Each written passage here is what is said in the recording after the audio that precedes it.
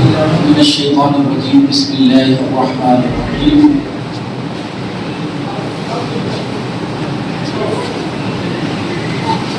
إياك نعبد وإياك نستعين صدق الله العظيم.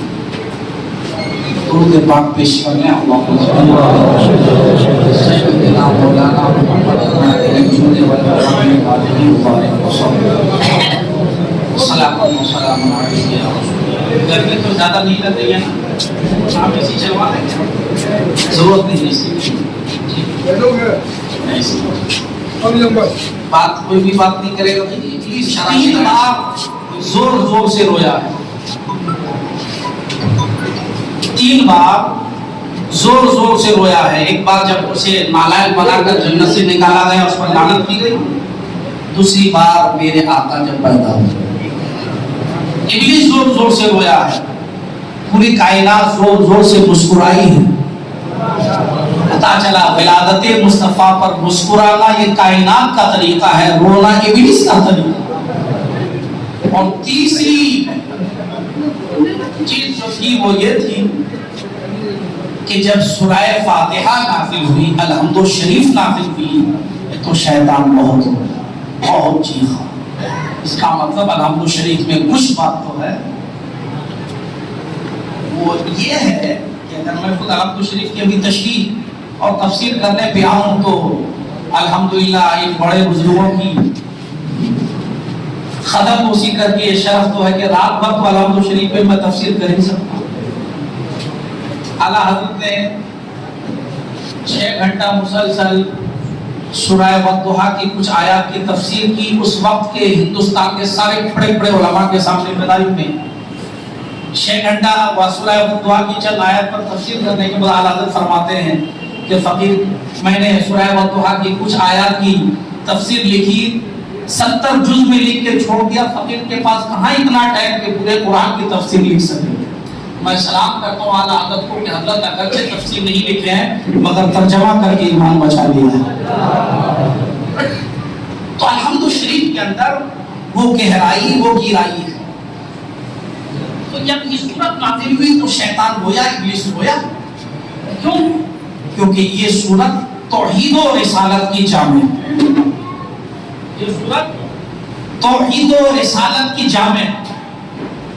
اس میں توحید خالص کا درس دیا گیا ہے, اور تفسیروں کا مطالعہ کریں تو اس میں رسالت کا بھی درس دیا. آخر میں اهدنا الصراط المستقیم صراط الذین انعمت علیہم غیر المغضوب علیہم ولا الضالین, یہ رسالت کی تشریح کر رہی ہے یہ آیت طیبہ. اور الحمدللہ رب العالمین الرحمن الرحیم مالک یوم الدین ایاک نعبد و ایاک نستعین, یہ خدا کی توحید کے دلالت ہے. سوال آیات طیبات ہیں الحمدللہ. تو یہ آیت یہ سورت نازل ہوئی, شیطان کو رویا. کیوں رویا؟ کیونکہ شیطان جب جنت سے نکالا گیا تھا تو خدا کی بارگاہ میں عرض کیا تھا کہ میں پہ کرتا رہوں گا. اللہ نے فرمایا پہ کرو, تمہیں اتھارٹی دی جاتی ہے, لیکن میرے جو سارے ہیں نیک بندے ہیں ان پر تمہاری دال گلے گی. اب تو ایسے جن پر دال نہیں گلے گی وہ لوگ بہت کم ملتے ہیں, گلنے والے بہت ملتے ہیں. تو اس میں اللہ نے یہ بندوں کی ترجمانی اللہ نے فرمایا قرآن میں کہ پروردگار ہم تیری ہی عبادت کرتے ہیں, تجھی سے مدد مانگتے ہیں. عبادت اللہ ہی کی جائے, سجدہ غیر اللہ کو جائز نہیں. سجدہ عبادت ہو تو کفر ہے, سجدہ تحیت و تعظیم ہو تو حرام ہے. لہذا یہ بے باندے بواندے تو حل میں یہی عبادت کرتے ہیں. تو سنیو یہ بات ذہن و دماغ میں یاد رکھو, بٹھا لو. اور رفیق الاسلام بواندے تو حل اعلان کرتا ہے. مزارات کی تعظیم اپنی جگہ ہے, حاضری اپنی جگہ ہے, شریعت اپنی جگہ ہے. مزارات کی وجہ سے ہم کسی حرام شے کو حلال کر دیں, یا اتھارٹی اللہ اور رسول نے کسی کو دیا ہی نہیں. مزارات میں جاؤ، ان سے برکت حاصل کرنے کے لیے شریعت کے دائرے میں جو امام عشق و محبت نے طریقہ لکھا، چند قدم دور رہ کر فاتحہ پڑھو، تمہارے ہاتھ اس لائق ہے؟ تم ایک ولی کے اوپر جا کے تھپاک کر کے گر گئے، غریب نواز کے اوپر لے آ کر کے ہاتھ رکھ دیا، تمہارا ہاتھ اس لائق ہے غریب نواز کو ٹچ کر سکو؟ تم مخدوم سمنانی کو ٹچ کر سکو؟ تمہارا ہاتھ اس لائق ہے؟ وارث پاک کو ٹچ کر سکو؟ یہ تمہارے ہاتھ اس لائق ہے؟ اعلیٰ حضرت کو چھو سکو؟ تمہارے ہاتھ اس لائق ہے؟ زندگی میں ہوتے تو کتنے دور رہتے تم، اور ابھی قبر میں ہے تو جا کے پورا ہاتھ چڑھا دیا، پورا جسم کے ساتھ دبا دیا لے جا کر کے، یہ ادب کے بھی خلاف ہے اور زیارت کے آداب کے بھی خلاف ہے۔ اب کچھ لوگ ایسے کرتے ہیں جاتے بالکل جیسے سجدہ ہوتا ہے، میں آپ کی نیت پر شک نہیں کرتا، بلا شبہ آپ سجدہ کی نیت نہیں کرتے ہیں، لیکن کیفیت سجدے کی بن رہی ہے نا، خیر اللہ کے سامنے سجدے کی کیفیت بنانا بھی ناجائز و حرام ہے۔ صاحب اللہ تشریف لا رہے ہیں، کھڑے ہوئیے اس نے پاک۔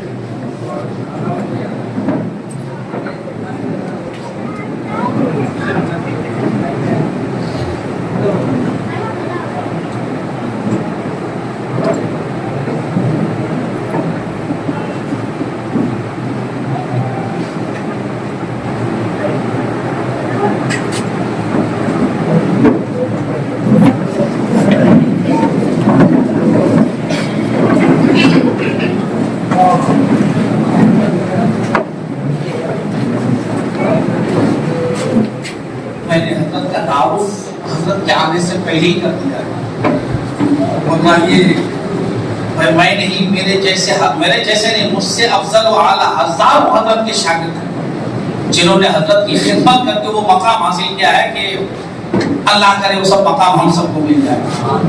تو میں نے حضرت کے عدم موجودگی میں حضرت کا تعارف کرا دیا ہے۔ ان حضرات یہ حضور مفتی اعظم کی صحبت میں رہے، ان لوگوں پہ کیا یہ لوگ تعریف پسند ہی نہیں کر رہے، اس لیے میں نے پہلے ہی بتا دیا۔ حضرت جلوگر ہیں، ایک آدھ بات حضرت کی اجازت سے میں آپ حضرات کے سامنے پیش کر دے رہا ہوں۔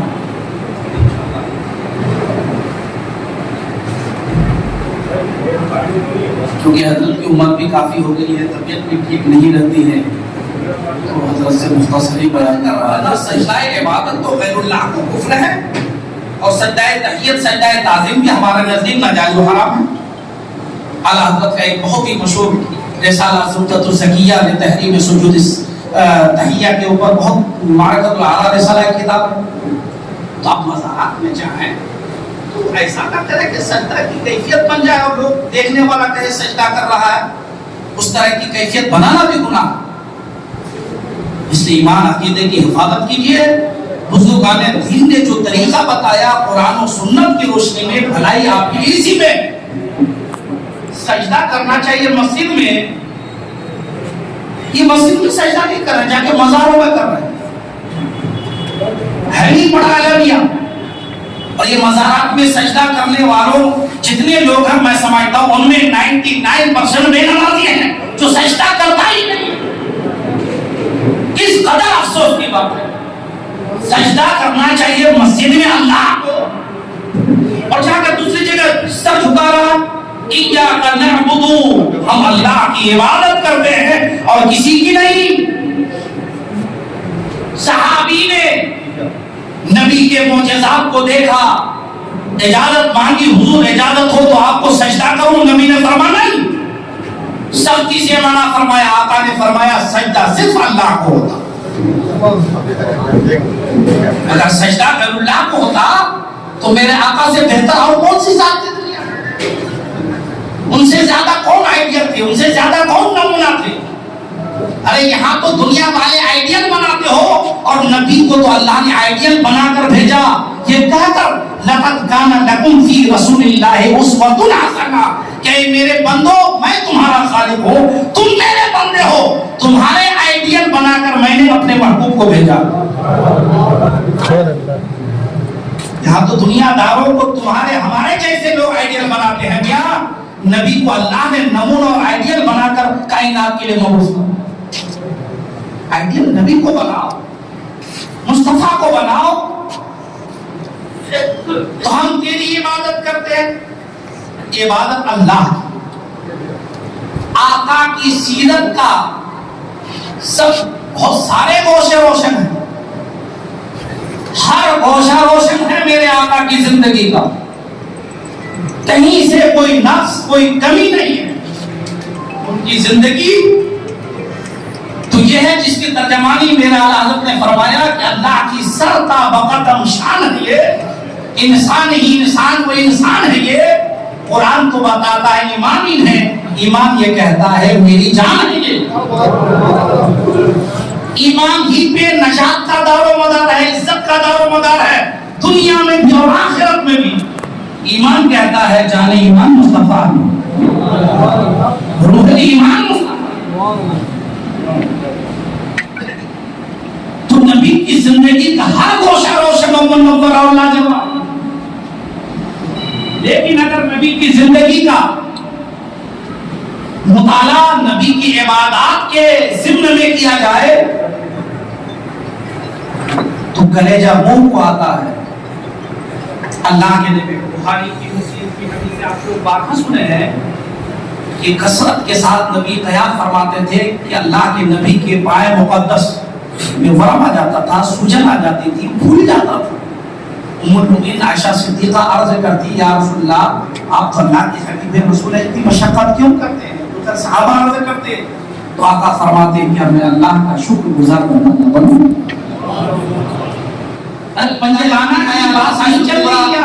دیگر سیرت کی کتابوں کے حوالے سے علماء کرام بیان کرتے ہیں, میں نے بھی بیان کیا کہ میرے آقا جب دنیا میں جلوہ گر ہوئے تو نبی آتے ہی جیسے ہی قدم ناز دنیا میں رکھا میرے آقا نے تو کیفیت سجدے کی رہی,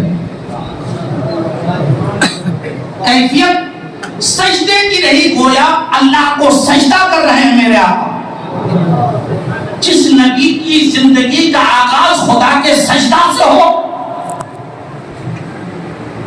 گویا نبی آتے ہی دنیا والوں کو پیغام دیتے ہیں میرے غلاموں تمہاری زندگی کے بے شمار مقاصد میں مقصد اصلی خدا کی عبادت ہے, خدا کو سجدہ کرنا. ولادت مصطفیٰ کے ضمن میں یہ بات بیان کی جاتی ہے کہ کیفیت سجدے کی تھی. اب محدثین اس پر تفصیل بات کر سکتے ہیں بھائی کیسی کیفیت تھی کیا تھی, لیکن کیفیت وہ تھی. محدثین نے بیان فرمایا, سیرت نگاروں نے لکھا. تو نبی کی زندگی میں عبادتیں خدا کی بندگی کتنی اہمیت رکھتی تھی. ایک آدھ حدیث میں صرف آپ کو بیان کروں. نماز کا حکم تو جانتے ہیں, کسی صورت معاف نہیں, کسی صورت معاف نہیں. استثنائی صورتیں بہت کم ہے نماز. پڑھو, صحت و تندرستی کی حالت میں وہ کھڑے ہو کر پڑھو, عذر شرعی لاحق ہو گیا بیٹھ کے پڑھو, مزید عذر ہو گیا لیٹ کے پڑھو, مزید عذر ہو گیا اشاروں لیٹ کے اشاروں ہی سے پڑھو. پڑھنا ہر حال میں ہے, نماز معاف نہیں ہوگی. اب ایسا نہیں کہ نبی کریم صلی اللہ علیہ وسلم نے صرف اپنے غلاموں کو اس بات کا حکم دیا ہے. ابھی ڈاکٹر صاحب نے فرمایا حدیث کی روشنی میں کہ اللہ کے نبی دفع مسرت اور جلب منفعت اپنے لیے نہیں کیا کرتے تھے, ہمیشہ امت کو پیش نظر رکھتے تھے.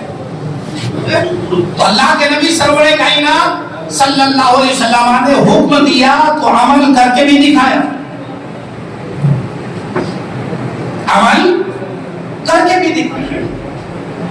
ایک مسئلہ میں پڑھا بہار شریعت میں, حیرت کریں گے, سن لیجیے مسئلہ. ایک تو مشکل سے ہمارے مرد حضرات نماز پڑھتے ہیں, اے لڑکا کیا کفیلے کے بعد اب عورتیں کو عبادت کے معاملے میں زیادہ قائل ہے, صرف روزہ کے روزے میں عورتوں کا پرسنٹیج ٹھیک ٹھاک ہے, باقی دیگر معاملات میں عبادات میں ان کا پرسنٹیج بہت خراب. اور مزارات میں وہ نمبر 1، فاتحہ میں نمبر 1۔ کلکتہ میں آنے کے بعد ساری فاتحوں کا پتہ چلا، چھوٹی فاتحہ، پردہ والی فاتحہ، بے پردہ فاتحہ، گھر کی فاتحہ، آنگن کی فاتحہ۔